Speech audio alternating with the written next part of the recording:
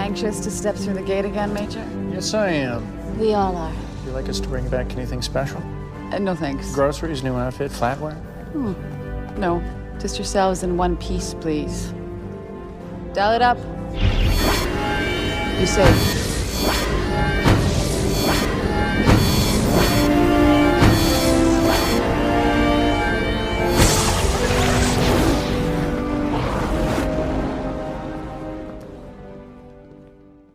Welcome to the Jumping Puddles podcast. Be sure to listen to us on Spotify, Apple Podcasts, and or YouTube. And follow us at Jumping Puddles Podcast on Tumblr, Instagram, and Jumping Pud Pod on Twitter. With me are my fellow co-hosts, Tor, Ash, and Australian Sam.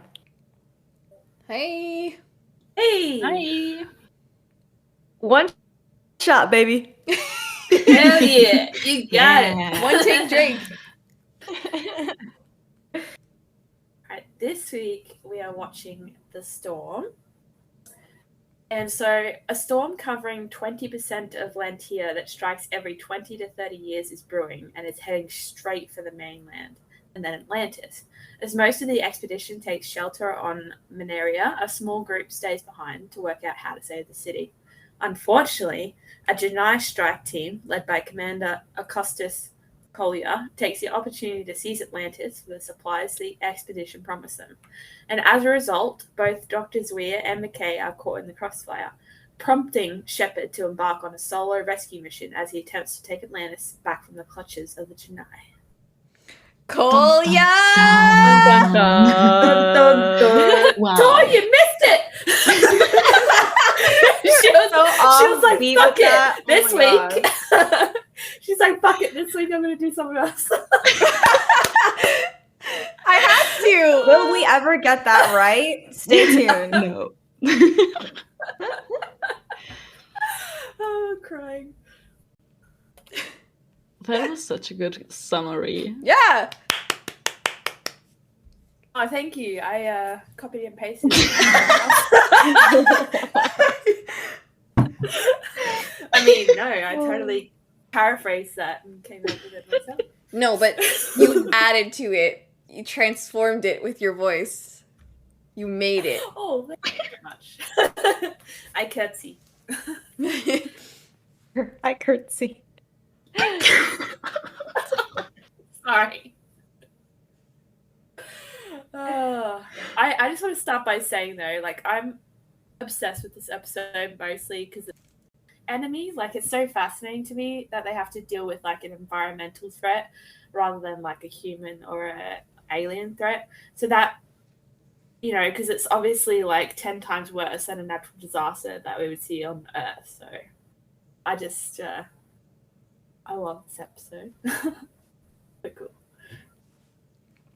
Yeah, and it's something they can't fight against because it's literally nature. I mean, I think we can all agree. Like, this has to be like some of the best two-parters in the show, probably. Oh yeah. Yep. Oh yeah. Yep. Definitely. 100% agree. Like, I was trying to think of another one, and I was like, sorry, but I think The Storm and the Eye are just number one. Like, it's just so well done. Agreed. Yeah, whenever I think of my favorite Atlantis episodes, after I got those with who are Elizabeth centered, I always get to the Eye. Yeah, it's like if I had to choose some episodes that I liked that weren't, you know, Big Shep centric, then this would be like one of my go-to ones for sure. And as for two-parters, I'm gonna say it's one of the best two-parters in the whole franchise. Ooh. Ooh. Agree. I honestly think it's Ooh. like, oh man, we'd have to like rank them all, but we don't have time for that. That's gonna take forever. That's so hard. But definitely, I think like, if not number one, like number two, because I'm trying to think of something that like tops it, and I just can't. Same. The tension is so good. The dialogue is so good. The action is so good. I love it all. Yeah, absolutely. Also, I love the like we get some unusual character interactions in this one. Like we have Elizabeth Rogney, we have Carson, Ford, and Teyla. Rogney's all alone again. Yeah, I think that's one of the things that makes this episode so great. Oh yeah. Speaking of character interactions, oh, so many good ones. But I love that you said Rodney and Elizabeth because they are one of my favorite besties on this whole show, as I'm sure everybody listening knows, or anyone who has seen my Tumblr knows. Particularly the one scene where they're talking about the grounding stations. Yes. And Rodney's like, okay, Elizabeth, these are yours to go and do. And he gives her the shorter route and gives John the longest route. Yeah. But because he knows Elizabeth has a bad knee. Exactly. He knows her knee hurts. So he's like, yeah, you get the shorter route. And also, let's be honest, he just wants John to work. Yeah. He wants him to work He for him. does. It's a bit of Yeah, no, symbolism I love- for their relationship, don't you think? You he wants John to work for them. gotta work, bitch. Sorry, go say. Oh, spicy. No, I was gonna say I just love. Yeah, I agree with all of you guys. Elizabeth, Rodney, amazing duo, and I think honestly, in season 1, I think they do a really good job of kind of like subtly showing their friendship. You know, we got a lot of moments in the first episode. You know, them smiling together when they first saw the gate, and that little moment they had at the end of the episode when like Rodney reassured her that she made the right choice.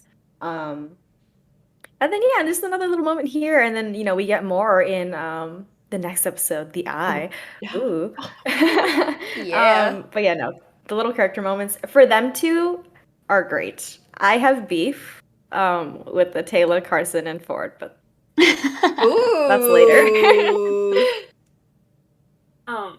I'm sure Ash has probably already picked on this as well. Well, picked up on this, but even though my eyes are like 99% mixed up, I did notice the little defensive Elizabeth moment near the end of the episode that she has for Taylor. I'm like, you go, girl.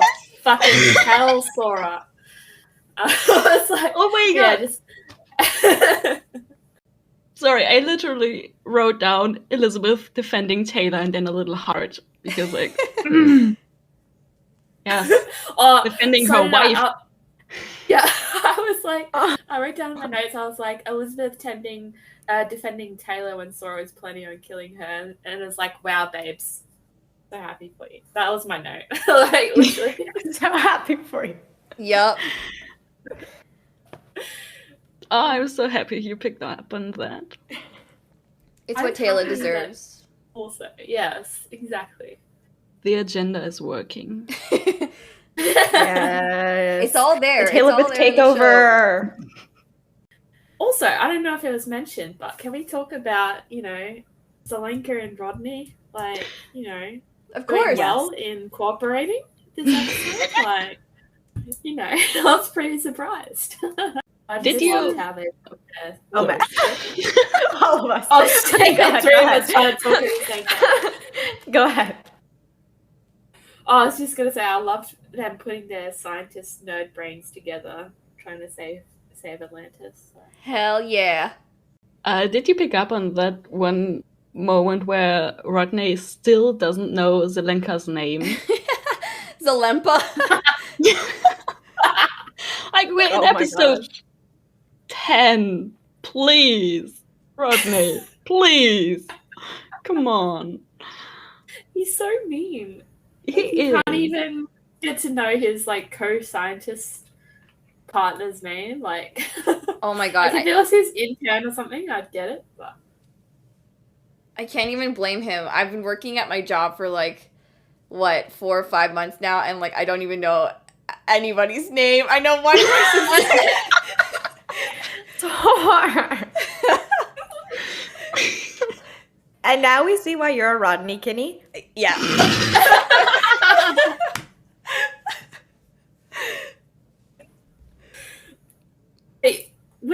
I kind of feel like Rodney's having a variation of selective hearing here. He's like only choosing to remember certain people's names. So, like, how do we know he's not doing it on purpose? Like, True. Please, I love I that. kind of, yeah, I love that even more. You have to prove And your him worth genuinely forget- before he remembers your Exactly. name. And that No, just but their reinforces chemistry- the idea of how much he like respects Elizabeth as well. I feel like he uses her first name quite a lot. It definitely conveys a closeness and a deference for sure.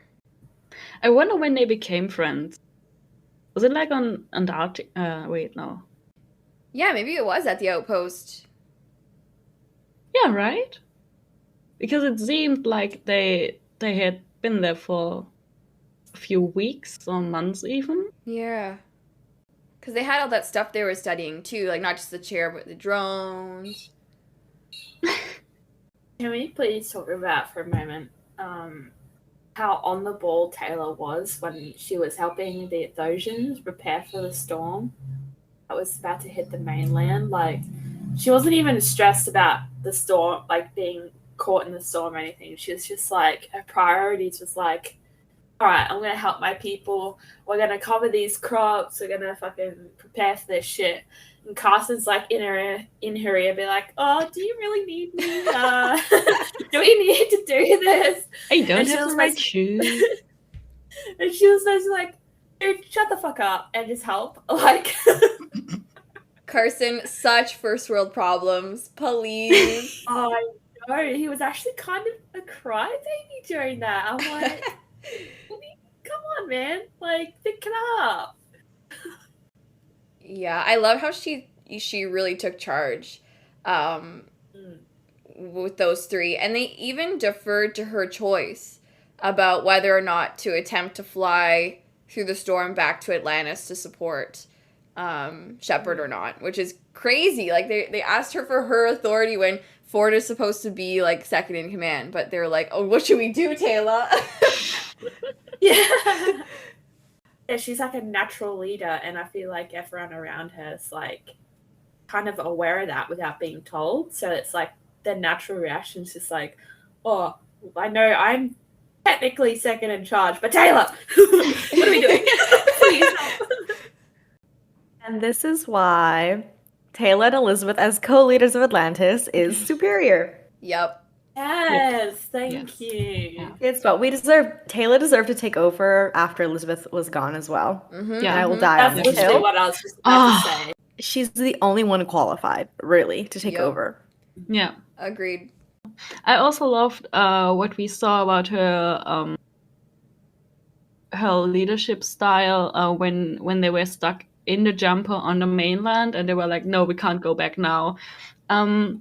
It was in a few scenes that she was always talking to the people who were like the ones that were like late and they just who were the reason why they stayed on the mainland. And she was always talking to them and looking after them and seeing fine. It was always in the background, but she was always looking after them, and I just loved that. I loved how close she is just to her people still after living several months on Atlantis and probably not going back a lot. Yeah, and it speaks to her priorities where she's always going to be looking out for the people, other people who maybe are not as strong as her, you know, can't look out for themselves as much as her peers, you know, which is awesome. She doesn't have that sort of tunnel vision that the Atlantis expedition people definitely have, where they're only kind of concerned about other Atlantis people, whereas she actually cares about the people that they meet off-world, and of course her own people too, the Athosians. And she just, she cares for the people I guess she still feels responsible for the Athosians. But Sam, tell us what you hated about, or what you didn't like about the Carson Teyla interactions. Ooh, I want to yes. hear it. Oh, man. The Oh, tea. man. Me pulling up the page on... Okay. Oh my god. How The many receipts. pages do you have on them? Sam just Okay, whips well, out it's an just- encyclopedia. It was like half a page of just me ranting a little bit. I'll cut it down, though. But I just feel like you could have. Okay. The trio just could have been written so much better.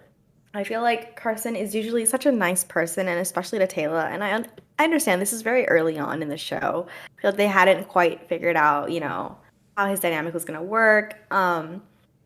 But he's so nice to her later on. And then for this episode, for him to like glance over to Ford and kind of like show that he's doubting Teyla when she says that she didn't kill Laura's dad, I was so offended. I was like, you just did not.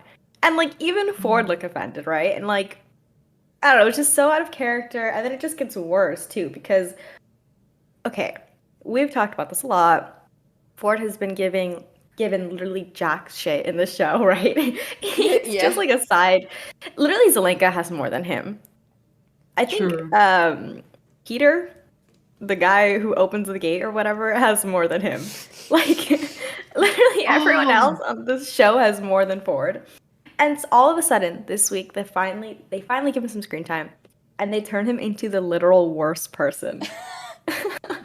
And it literally just goes down. I feel like I hate watching their scenes. I think especially in the eye, it gets really bad. But like, just the way Carson and Ford are just like fighting each other. I think it is worse in the next episode. But it's like a little bit of setup here. Just the way they're all arguing, I'm just like, I don't know. I just feel like they could have done something else without having both the characters turn into like such unlikable people, I feel like. Yeah, I agree. This threesome has some weird energy going on, especially in the next episode, which we will definitely talk about. But I didn't even notice that Becca did that little side eye, which makes me so sad. Oh my gosh. Child. I actually went back and looked at it because I didn't pick up on that the first time too. I'm so disappointed. I'm like the disappointed parent right now. Sad. And even Ford is looking at him like, bro, what are you doing? Which is like nice, a little nice moment that Ford is setting up for Teyla.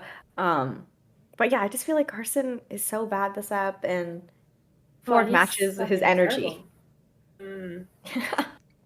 He's just a giant child, in my opinion, in this episode, and it's just like kind of lost my respect for him a little bit, to be honest. Like, he's the head of medicine of the entirety of Atlantis. Like, I don't know. No, I agree, and especially when you were saying earlier that like he really did not want to help out, or not didn't want to help out, but he just like wanted to leave as soon as possible and just kind of like leave some of Teyla's people behind, and it was like, shouldn't you be more compassionate? Shouldn't you be like... Yeah, like his self-preservation is unordinarily high for someone that is a head of medicine. Like girl, didn't you take the Hippocratic Oath? Where the fuck does that go? Exactly. Well, he threw that out a window in poisoning the well. Yep. You're right. He forgot to bring the manual. He just left it. I feel like this adds to the evil Carson timeline that we spoke about a couple of episodes ago. That should have happened instead. Like, Carson stans are gonna hate us. I'm so sorry. Actually, I was gonna say, kind of defending him a bit, because he eventually stayed on the mainland. I guess he was peer pressured into staying. But he did stay. He did not just took off. Like, I feel like he only stayed because he would have gotten bullied if he left. And no offense, but rightfully so. True. Can I say something? Yeah. Oh, sorry, Ash, go first. Ash, go ahead. No, please. No. Ash, no, go first right now. Weren't there two jumpers on the mainland? Where are they? Because I'm not entirely sure, because it's been like, I don't know, I forget stuff, and it's been 2 weeks since I watched the episode. But I thought there were like two jumpers, and Teyla told Carson and Ford to go ahead and fly home. and she would wait in the other jumper for the others. Or am I mixing something up? No, you're Because right. then I felt like they were just forgetting about the other jumper. Yeah, there was 2 jumpers. Then what happened to the second one? It's an excellent question. Did they make it home? Did they die? Yeah, did they took off Oh, I and think left? what it was they were safe in the puddle jumper, right? Like they were safe from the storm. Like they waited for it to be in the eye, and then they were in the eye of the storm, and then they were like, okay, let's go to Atlantis, right? That's what happened. Yeah. Right. So I feel like they probably just left the Athosians in the other jumper, thinking they'd be safe from the elements in it, and then flew off. Okay. I could be wrong. I don't know, but that's my thought. That's my thought process. Yeah, sorry, that was just something I noticed. But now, Sam, you were going to say something. No, that's interesting. Again, I just want to clarify. I don't think any of us dislike Carson. I mean, I certainly don't, but I do think his characterization is a little weak in the beginning. I will say that I definitely love Carson in season 3 or season 2. Like definitely later on, I think he gets a bit better, but I'm really not a fan of they're trying to push the kind of like the McCoy kind of he's scared of everything and he doesn't want to go on the jumper and he doesn't want to go on or all that. And I was gonna say something really controversial. And everyone's gonna yell at me for this, but I'm just gonna say it. Keller would have stayed. Oh yeah. Yeah, you're right. I won't lie. But she Keller can't would have stayed 100%. She was extremely Florence Nightingale. Like she would, yeah. That's true. Okay, she can't fly. That is true.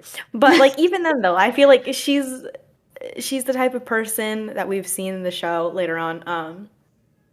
That even when it's going to cost her life, in that alternate timeline, she stayed behind and helped all the people when the government was like, "No, come back here," and she was like, "No," and then she got sick and died. So again, Keller would never. Yeah, but yeah, I agree. I think so too. She would have stayed. Yeah. I think Carson's gonna grow as a doctor. I think. Yeah, I think Pegasus changes him in a good way and in bad ways. Yeah. Yes. He has layers. Eventually. Oh, get out, Tor. Go. Eventually, he has layers. Right now, we're not seeing them so much, but that intentional Shrek reference.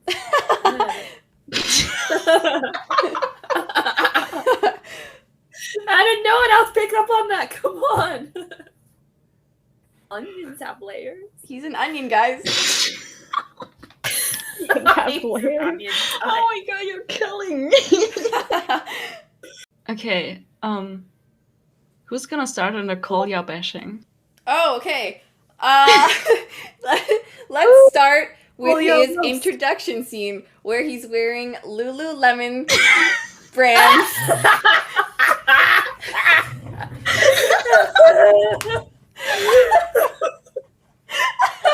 Not Lululemon. That is just oh.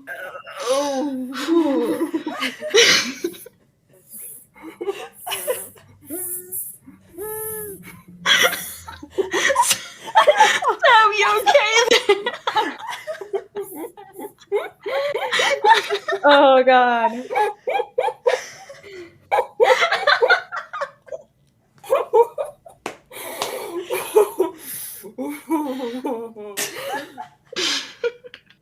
I gotta mute myself. Hang on. Was I the only one who noticed? You know what? Honestly, yeah, I think so. I did not pick up on that till you made the reference, and I was like, wait a damn minute. I was gonna say though. So, do you think Kolya was like, guys, we're gonna siege Atlantis. I need a new fit. And then he just like went off world and like was trying things on and was like, does this look like dictator to you? What's he giving?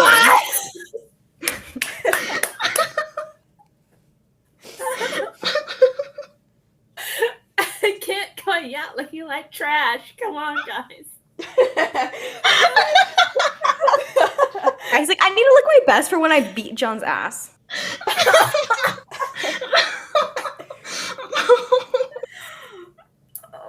And Sora's just hyping him because she has to. She's like, yeah, you look great. And he's like, no, but like, is it giving what needs to be given? And she's like, yeah. Oh my fucking god.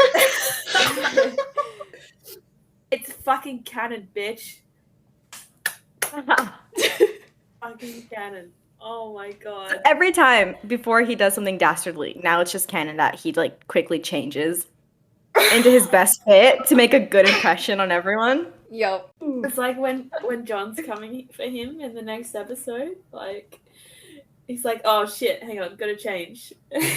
Gotta look fierce for when my boy John shows up. He's all excited too. He's like, ooh, John's here. He hasn't even met John and he already despises him. Oh He's like, guys, new arch nemesis alert.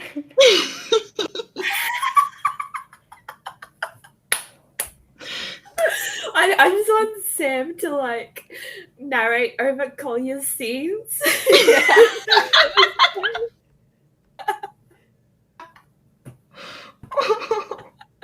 Just like So funny. you know those what are they called? Those like those lip change YouTube videos. Oh yeah. Lip dubbing or whatever the fuck it is. I just want Sam to do that for like all of Kolya's scenes. Please. I got it. I'll give him the Valley Girl accent. He'll say like all the time. Oh yes. Yes, please. He needs tea in the morning before he can start on anything, or else he's not going to have the energy.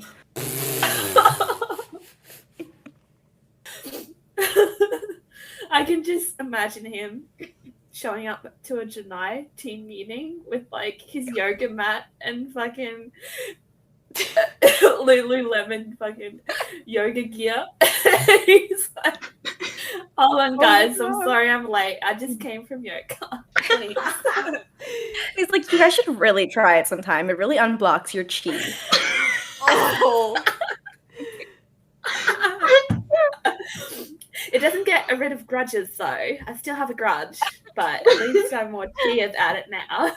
Like He's like, it helps me be a hateful bitch. Okay, one more thing, and I'm gonna stop.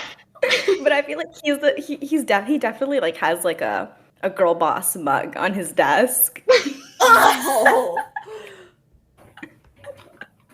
And it like every time you put warm water in it, it heats up and changes color to like a hot pink or some shit.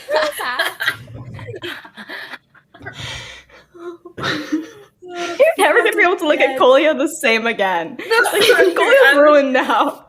I'm literally picturing him in my mind, and I can't stop laughing right now. Honestly, I never took him serious to begin with, really. Fair. Now it's like I can't even try to. It's just Well, impossible. no, now I take him so seriously. You go, bestie. Girl boss, gatekeep, gaslight. Come on. What are we even talking about? Oh, wait, it's Lululemons. I fucking died when Tor sent that as a message. Oh my god. Almost needed fucking resuscitation or some shit. Just to start breathing again. Normally.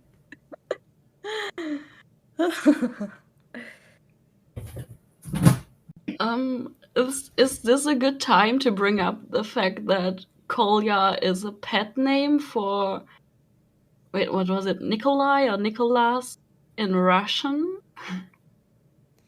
So they're really calling him like, Oh. Nikki! oh Nikolai, comrade. He spells it with like an E. It's Nikki with 2 E's, sorry. Oh no! In glitter pen. We have ruined Kolya. I just want someone to make fan art of him now in like a Lululemon gear and like his fucking magic glitter pen and shit, like Please. trying to sign some document. He's got like a yoga mat on the floor or some shit. I thought you were gonna say he's like drawing something in his bullet journal. Yes! Yes. Oh. Even better. And then it's like, I hate John Shepard and like a picture of John Shepard. And he's like fantasizing about how he's gonna kill him. like similar to like Deadpool. He's like Francis. And he's like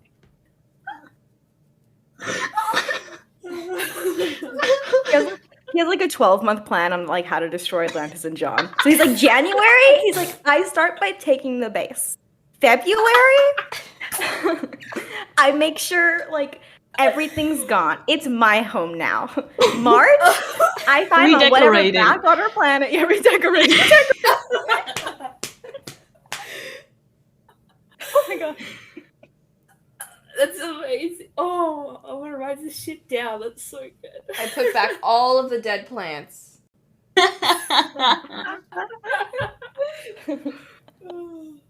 Replace them with fake ones. His Kolya's a busy bitch. He hasn't got time for that shit. Mm-mm. Can't water those plants. Just get a bunch of succulents. He needs an entire month to redecorate to get his vision. He has a vision board of what he wants. And like an aesthetic color board as well. What he refers to. He's like, the blues don't really work for me. Like, I get it works for the ancients, but like, what do they think I am? That's a basic bitch. No. The 1 million years old basic bitch. Oh my god, please. So far down this rabbit hole. You're deep in the rabbit hole. Oh, but I love it. I don't want to return back to Earth after this. Are you No, kidding? please. I want to stay here the rest of my life. Every single John and Kolya episode from now on is going to be so hard to take seriously.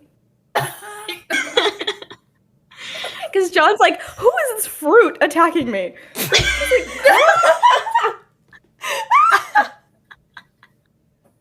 And John's like, I've dealt with girls like you. I grew up in Virginia.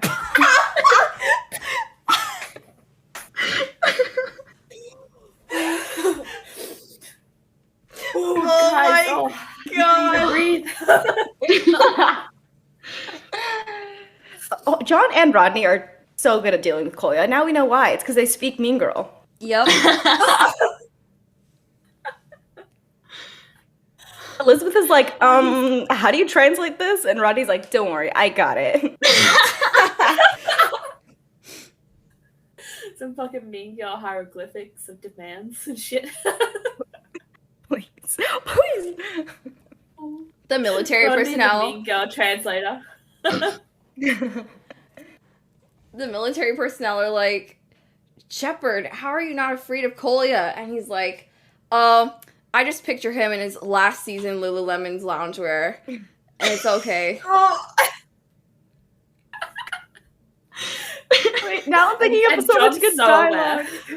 No, I was gonna say, I was like, John goes up to him and he's like, you're wearing last season Lululemons? Basic. Kolya gets so pissed. And Teyla and Elizabeth are just looking at John and Rodney like, and Kolya just all shit talk each other like this, and they're just like, what the hell is going on? So that's like exactly when the hatred and the grudge started. Is when John was like, "Oh, you were wearing last season's Lululemons," and then That was Kolya the moment. he whips out his fucking burn book on Shepard's face on the first page. John Shepard is a fugly slut. What does it say in Mean Girls? When they write down in the book.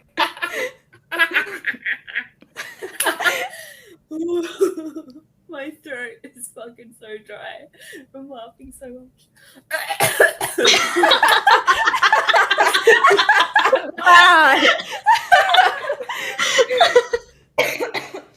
Same, oh my god. Same though.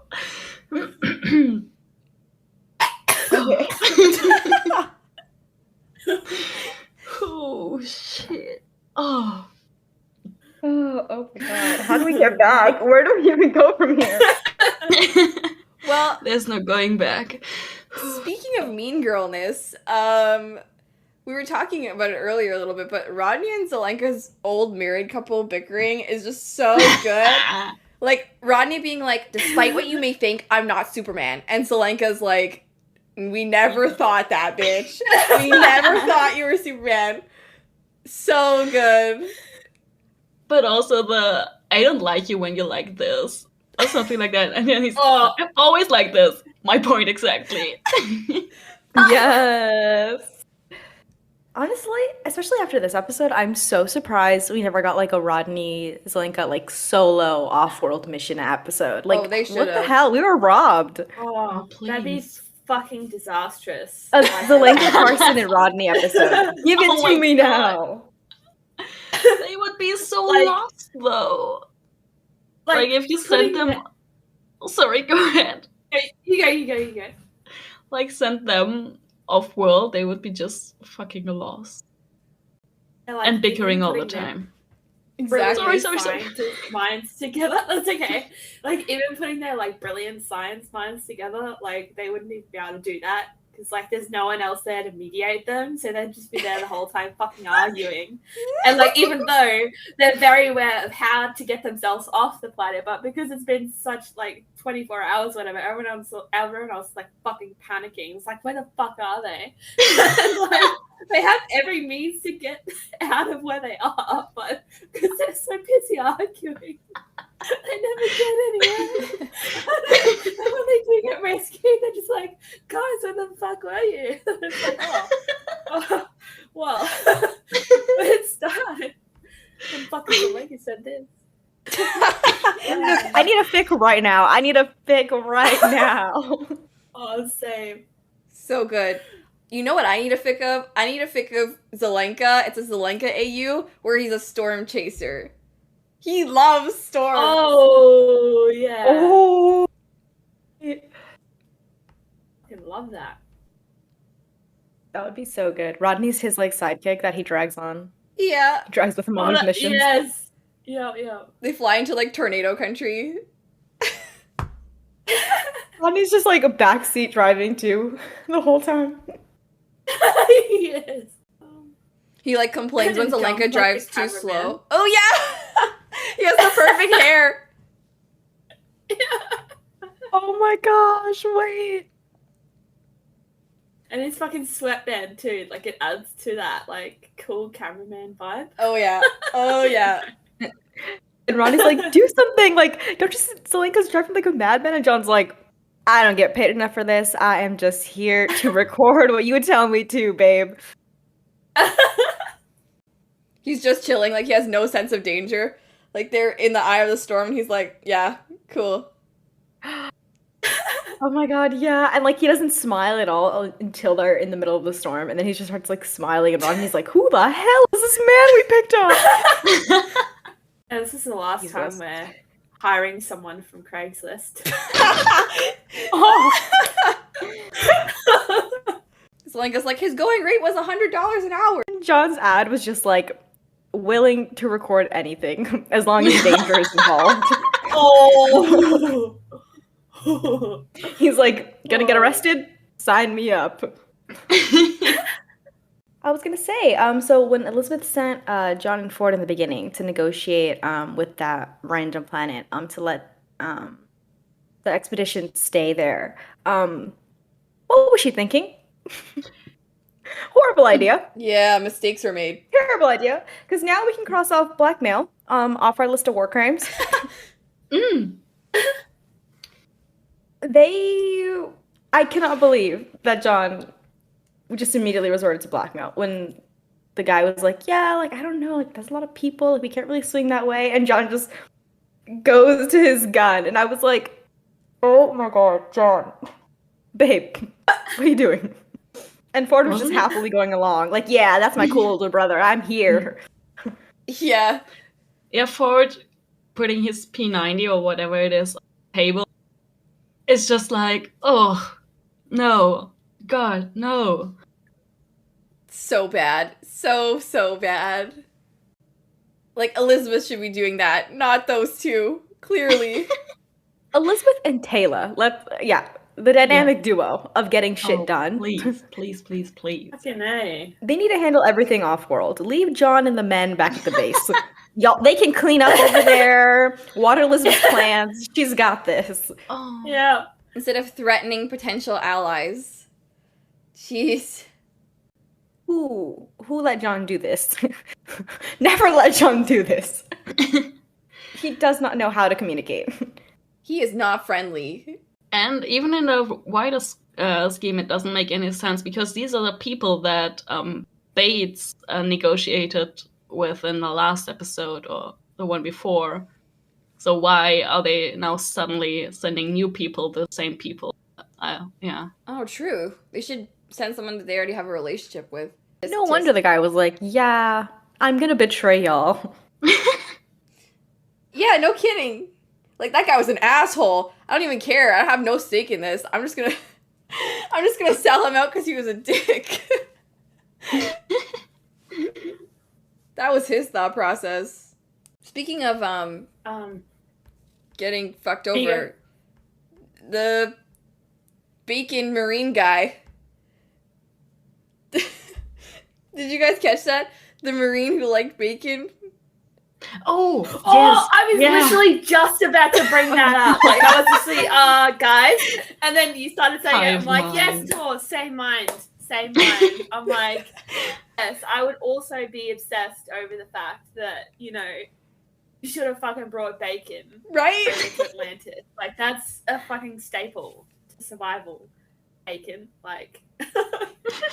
Agreed. Get me some grease. Grease, oh my gosh. Oh, fuck yeah. And the fact that he died before he could eat any more bacon is just so sad. Oh, it's so sad, yeah. It was sadder to me than Carson's death. Oh, no, yeah, I just said that. Said that. That's cold. Mm-hmm. Whoa, those are fighting Please words. come at me. My Tumblr is makeships.tumblr.com. Oh my God. Carson's stands are gonna come after you now. You're gonna get dogs. Yeah, probably. No, but I will say that it was the saddest thing to happen on the show so far. I agree. Mm-hmm. Yeah, for once we have characters who are not the main characters talk to each other and they are killed off immediately. Thanks. Yep. Great. Yeah, I call those kind of characters the expendables. Like, they're always characters that pop up out of nowhere, but you just know they're gonna die because, like, you've never seen them before, and all of a sudden they've got a scene together. It's like, yeah, you're both gonna die. So bad.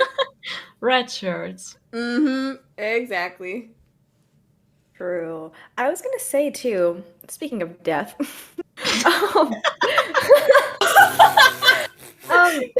What a segue. Thank you. I just thought of that. I was really proud. So they never tell us how many people went to Pegasus on this expedition, right? Oh, like the total number? I don't think so. Yeah, because I think it would have been really cool if they did, and it would have been fun. I mean, okay, this sounds really morbid now. Not fun. But like it would have been nice to know just like how much we started with and how much we ended with by the end. Because I feel like we lost so many people in the Pegasus Galaxy. But because they're like red shirts, they're just like, yeah, anyways. But I don't know, I feel like it would have just added, again, more realism, which I understand was not what the show was going for. But just like an easy number, like, oh yeah, we started out with 500 men and women of Earth, or, some BS like that. We're now down to 50, so. Well, they get like a shit ton of new people like every 3 seconds when the dead list comes by and like drops off their groceries. At least for the Here's first a season, it was. New shipment of red shirts. Yeah. Oh, look, more cannon fodder. Hooray! Yeah. Just maybe just the first season, yeah, because I mean it makes no sense like once the dead list comes, because yeah, there's just a shit ton of people now. Yeah, I get so sad. I know we've talked about this so many times. But the list of season 6 episodes that they were kind of like brainstorming, and then one of them was the Red Shirt Diaries. And I was like, oh, that would have been so good. Hell yeah. An episode just dealing like with background characters as they just watch like AR1 like go off on a mission, and they're just like, oh, there they are, the flagship team, The chaos team. and it just we just see them like in the background, like John and like Rodney walking or something, or just like that would have been so cool. Oh, yeah. Not to bring up Star Trek again, but I think a while ago on Tumblr there were posts about like Lower Decks Stargate Atlantis edition. Oh yeah. And I don't remember anything right now, but there were some really, really cool ideas. The rest of the expedition would be doing, like in their free time or in general, while IO1 is doing space shenanigans. Was it my post? Is it? Oh gosh, really? Oh, that's embarrassing. Really? I don't remember. No, I know. No, it's just funny that you brought it up, because I remember I did make a post. No, it's okay. I think I do remember I made a post titled Atlantis Lower Decks Edition. That's why I was like, oh wait. But I know a lot of people were talking about like behind the scenes, like what could have happened. But I was just agreeing with you though. Like I think it would have been so cool. Oh shit, it was your post.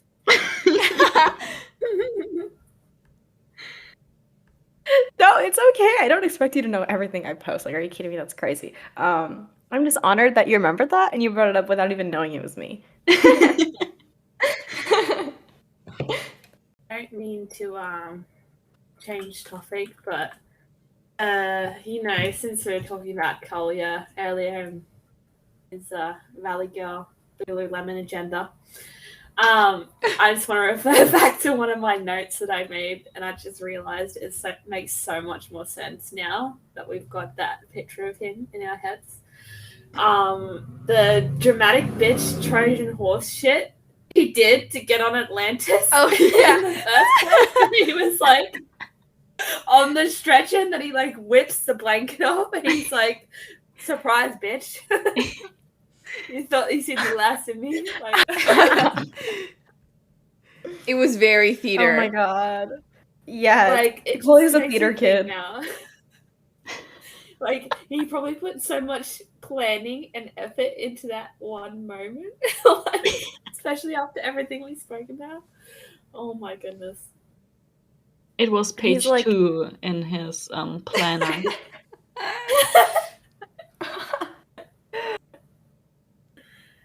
In his I Hate John Shepard burn book planner. like really sad. He's like, no one was even here to see it. He's like, just these random ass people. He's like, where's Elizabeth? Where's Rodney? They walk in and he's like, you guys missed it. Hold on, let me do it again. Take it back. We'll go back through the gate. We'll come back through the gate again. Just hang on a second.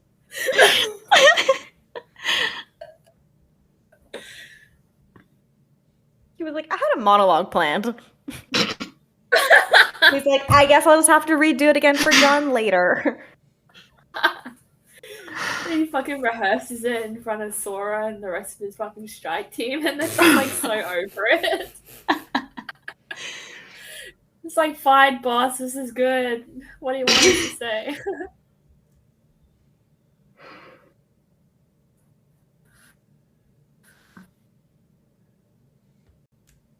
Speaking of Sora, she's such a child, an annoying child. Yeah. But really, she's like when right in that scene when Kolya kills the 2 guards, she's like, "Oh, we could have like, what's she saying? Yeah, we didn't have to kill them." And she's like so shocked, and I'm like, why didn't you expect that? Why didn't you see that coming? You have been working with this guy for months, if not years now. And it just continues, and her whole vendetta with Teyla is just so, oh, girl. Can't wait until you get your ass beat up. Yeah. My sentiments exactly. She's so naive, but like in an annoying way, and not in a like understandable, empathetic way. Considering, like, you're right, she trained with Kolya. Like, what do you think you're training for? Obviously, you're training to kill people. Like, what do you think is gonna happen when you step on Atlantis and meet resistance? So, yeah. And just, like, the needing to have someone to blame for her father's death. And, like, not looking at the real people that she should be blaming, like, her own people. Like, what was his name? Cowan? Yeah. She has the same annoying energy as Kella, in my honest opinion. Like, those two would be besties in another universe. Oh, no. Oh, I'm sorry. Oh, you know what? No, I have to disagree. I think at least, again, I praised Keller earlier this episode. So at least Keller cares about others. I don't know if Sora gives a shit. I don't think she does. She's very, like, singular focused on, like, one thing. She's, like, going to kill Teyla because Dad died. And it's like, girl, you're missing, like, 10 other words in there. Mm-hmm. So, like, you know? In my notes, I just wrote down, Sora, you dumb bitch. Accurate. And that's all I had for Sora. I think I said something pretty similar in my notes. Other than, like, she's like a pretty uninteresting character with no real depth, really. Like, Yeah. I think Teyla deserved a more complex adversary. Yeah, and I think it would have worked if they fleshed her out more. Because they have similar backgrounds, like both of their fathers are gone, right? And they're both really close to them. So if you made us care more about Sora's dad and he wasn't a complete asshole in that episode where he died, like, maybe I would have more sympathy. And, like, if you showed two of them having a conversation, like, about that, I would feel like, okay, there's something here, that's something interesting. But, as it is, not so much. I was gonna say, though, at least later on, I think Teyla does get I'm not gonna say, like, the best villain, but I think she gets a better adversary in Michael. Mm. There's definitely some moments, but I really do appreciate, like, their kind of, like, the way she got to kick his ass. Hell yeah. The way she kind of was the one to end his arc, even though I think getting to that arc and the arc itself is kind of messy.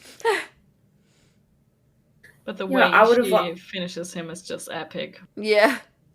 I would have loved to have seen Teyla have a bigger throwdown with Bates. Oh, yeah. Like, I wish that was its own, like, episode arc or some shit like that. Like, I would have loved to have seen it. You deserve more than one punch. Maybe some crotch shots. I mean, he deserves to be abandoned on a planet with no means to escape, like a certain someone in another certain show, Stargate show, you know? Cough, cough, nudge, nudge. Yes, please. Like him and, what's his face, are besties, in my opinion.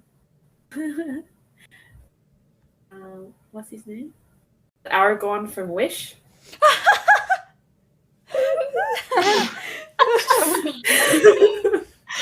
What?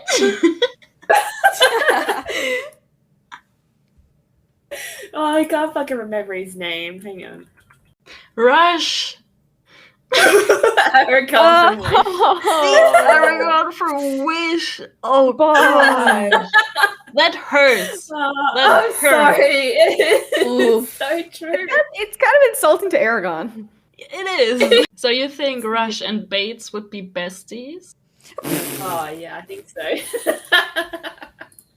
Well, I think they'd like scheming together, but I also think Bates would just beat the shit out of Rush. Yes. It would I be hope so. again the civilian. Oh, true. Yeah, I was gonna. Yeah. True. Because I was gonna say, that. you know what? Like Bates kind of reminds me of Young. Now that we kind of think about it. Ooh. Not Greer? That too. Yeah, Greer definitely the anger. I was gonna say he's a little more competent than Greer, but maybe just Greer then. Maybe he was scared, so he left like the two guys in charge and disappeared to the other planet. Maybe. Maybe he's like secretly Kolya's like right hand bitch. Taking the back pedal. And because he's also got like a burn book of his own, but it's for like the people of Atlantis and not just Shepard. And Taylor's like at the top of the list. Yeah, Teyla. Oh. I was gonna say, I'm really happy that they didn't show Rodney being hurt. Oh, that they just implied it? Yeah, I'm really happy they did it off camera because that would have been honestly like too much. That would have been so sad to watch. I would have wanted to beat a hoe through a screen if I saw that shit. Yep. Yeah, okay, I would that raises an interesting thought because I love when we see John get hurt on screen. But, like, if I were to see Rodney get hurt on screen, I would be like, what is happening? Shielding my eyes. Because I don't know why. What are the differences between them? Because John is a masochist and enjoys it. Oh, shit. He's punishing himself. Yeah, that's probably John. it.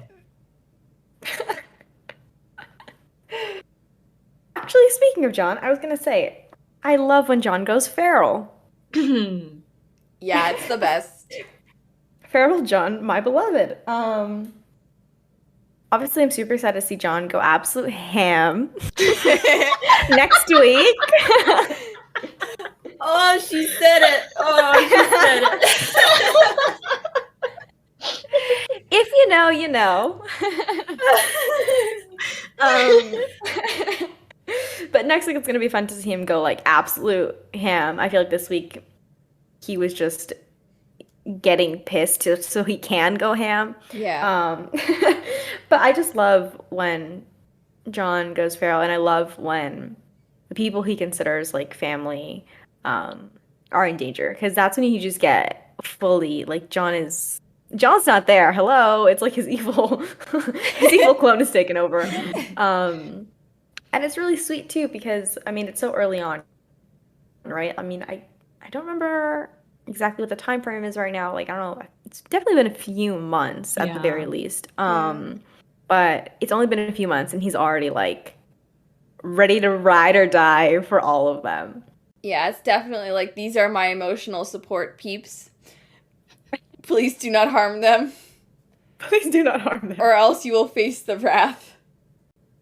But yeah, it's a great contrast to his usual self, which is normally, like laid back and calm. And he never really raises his voice. And he's always making jokes about stuff. But then you get the flip side when his peeps are threatened. And it's great. It makes it special. His peeps. I love it. Speaking of peeps, there was some fun John and Rodney moments in this episode that I forgot to mention. One of them being the way Rodney's brain went completely offline when John said something remotely intelligent. about theoretical stuff. He was like, "Oh, did you guys catch that?" No. No. Please, when? Yes, I did see that. It's so Okay. adorable. Yeah, he was like, because Rodney was saying the plan about the grounding stations and how like the lightning would theoretically like shield the city so they'd be fine. And John was like, theoretically as in pigs flying or theoretically as in like theory of relativity. Oh, yeah. And Rodney was like, what? What did you say? Again, I just love like the little character moments because they've done it so many times. I feel like now that obviously we're like rewatching it with like critical thinking caps on and like focus. I feel like they've mentioned like John being smart like literally every episode. Like I feel like I keep writing down like, oh, I love that they point out that John's smart. And they've been doing it so much. And again, I just really appreciate that little tiny piece where they make sure that like the audience knows like, no, yes, he's like quote unquote action hero, but he's also really smart and it confuses everyone else because everyone else is like just expects him to be the basic action hero, but he's not. And that's kind of what John is as a character. Yeah, it's awesome how it's like diegetic in the story. Like the characters see him that way, but also we as the audience perceive him that way, even with all these like clues. It's so good. It's so tasty. So many people just skip over it all the time. And, you know, but yeah, it's like they're literally like shoving in our face every episode. They're like, hey, John is smart. People are just dodging, like, what? I didn't see that. Another little. Oh, okay. Sorry. No. I was going to say if anyone had any notes, but you do. Perfect. Go ahead. Yeah, another little character moment that I loved was when Rodney and Zelenka are all excited and have this lightning moment, and then go run to Elizabeth, and So they cute. ask, and they say, try to explain to her what's going on, and she asks like, "You want to build a windmill?" And it's just, oh my god, I laugh every time because it's so funny to me. Yeah. No, I totally agree. I love the energy of that scene. One, like the kismet chemistry between Rodney and Zelenka, like them having the same thought at the same time, and then their like reactions to having that thought at the same time. But also when they run to Elizabeth, like the energy of like, look what we did. Yeah, they're so proud. Yeah. Tell us we did good. You know? Yeah, I think like a few Elizabeth moments. One is that at one point we see the pocket watch of her father on her desk, and I thought it was a really cool moment because they bring it back in like 2 seasons, like in season 3, in this episode. Oh yeah, I love that. The real world. And yeah, I just thought it was really cool that the watch really was there and that they used it later.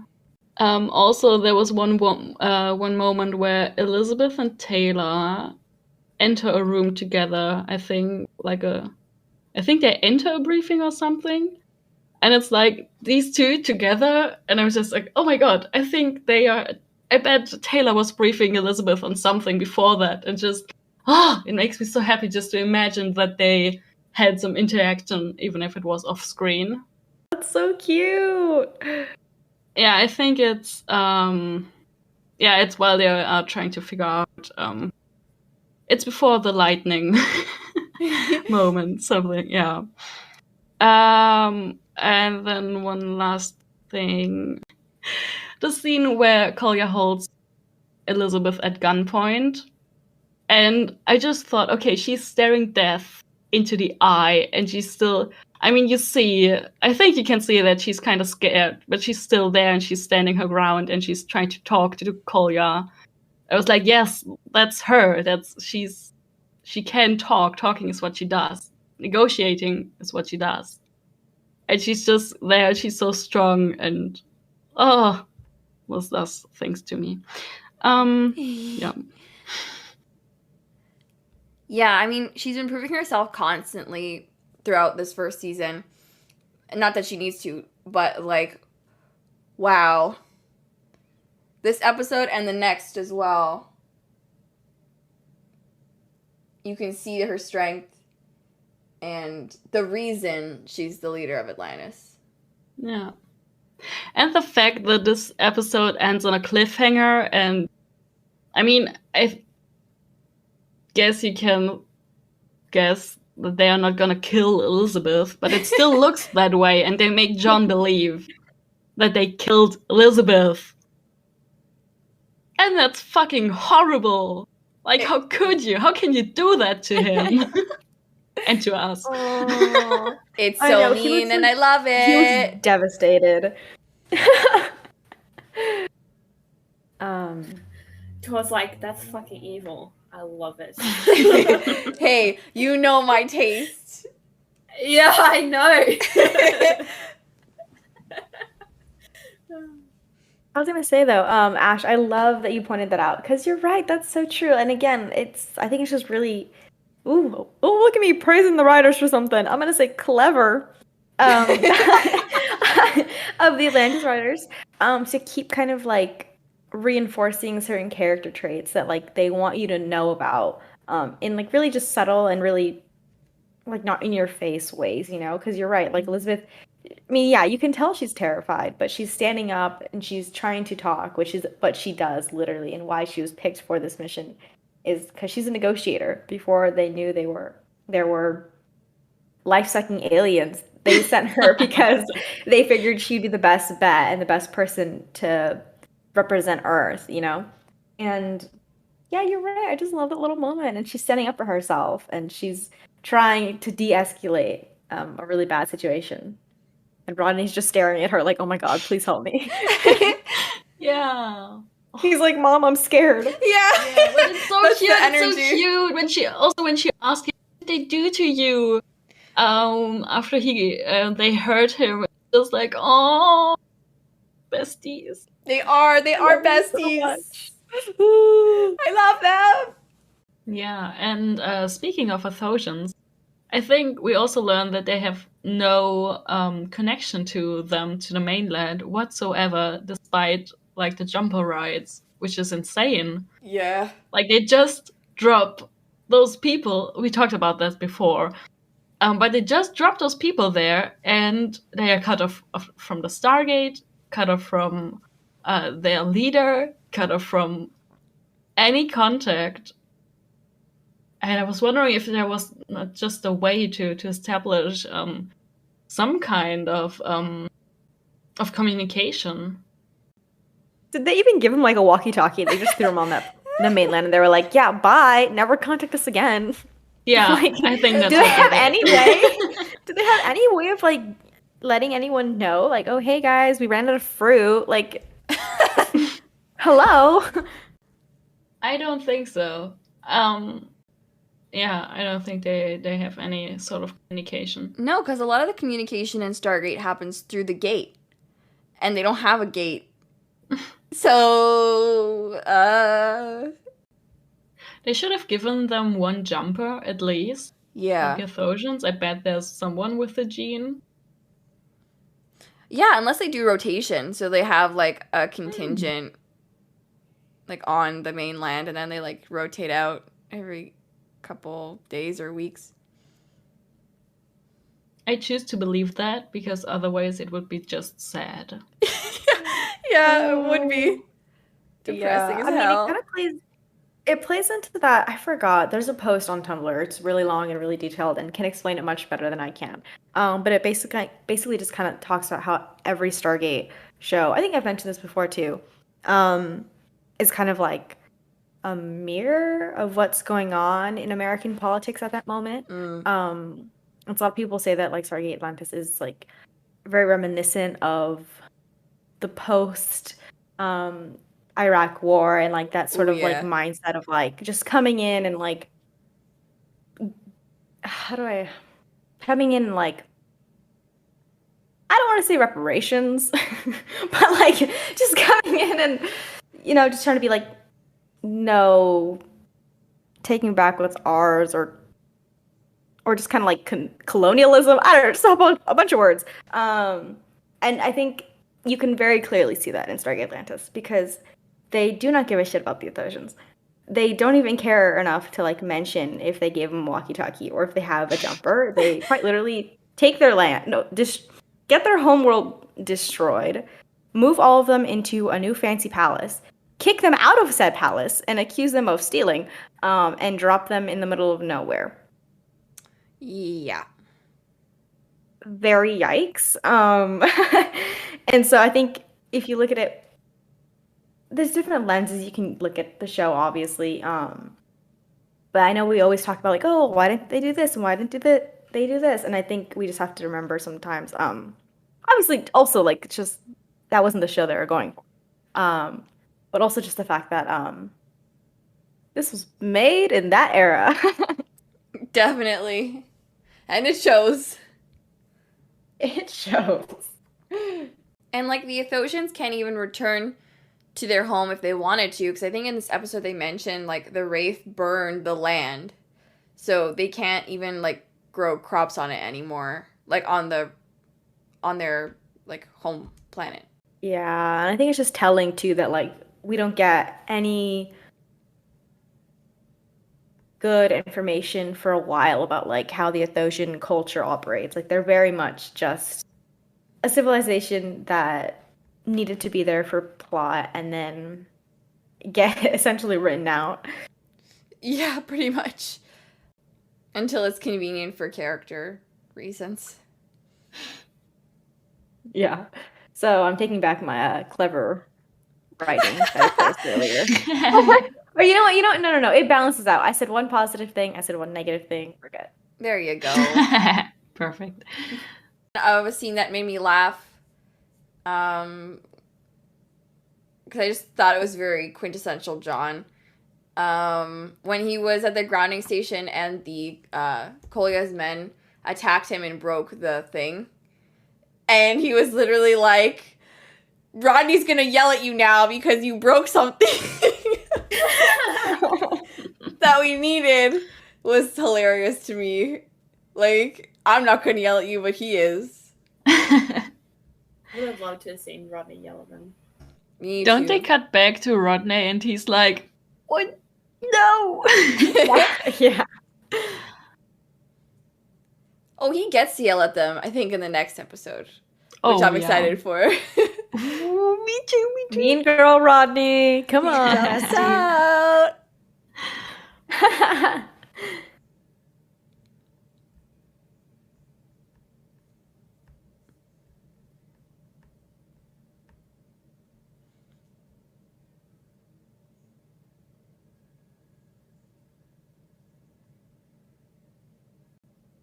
Okay, wow. That was so much.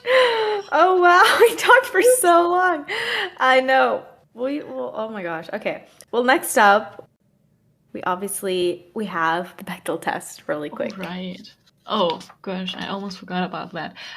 Yeah. This episode passes.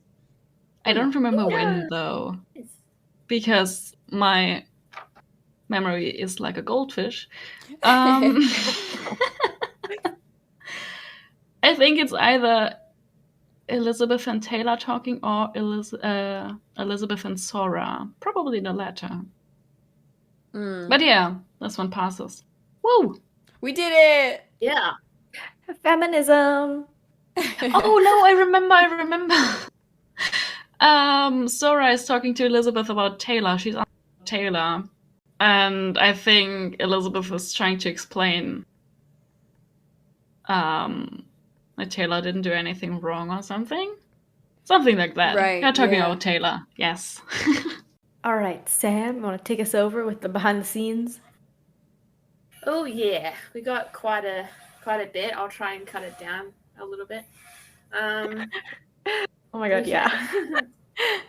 So the effects of the storm that came upon Atlantis actually continues to be mentioned and remain prevalent even into the expedition's 5th year. like What? this season, which is quite interesting. Yeah. The Manarians were first mentioned in the Underground episode, and Sergeant Bates' team had initiated a trade agreement with them off screen during the episode, apparently. Just didn't know Bates could authorize trade agreements, but here we are. I think it's a scene Elizabeth mentions to John that he was able to get some from them while all John accomplished was trading weapons. Oh, okay, yeah. So that's kind of security related, I guess. And despite using English in the speech, it's obvious that Janai writing is different from the English alphabet, as it was previously shown by the inscriptions on the walls of their bunker. And that's why Kolya couldn't immediately guess the purpose of the radio, on which John Shepherd had written talk. Oh. Yeah. And the plot of the episode has some similarities to the Star Trek Deep Space Nine episode, Invasive Procedures, in which Cole Meany, or Cowan, also appeared. Tori Higginson, or Dr. Elizabeth Weir, co-starred in Stephen King's Storm of the Century, which contains similar elements as this episode. Both take place during terrible storms, and each has a villain who takes the community hostage and claims he'll leave if they give him what he wants.